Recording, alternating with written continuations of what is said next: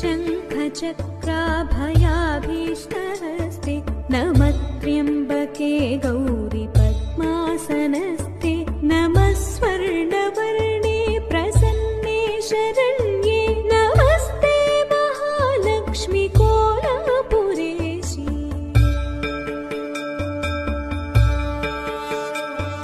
इदं स्तोत्ररत्नं कृतं सर्वदेवै हृदि त्वां समाधाय लक्ष्म्यष्टकम्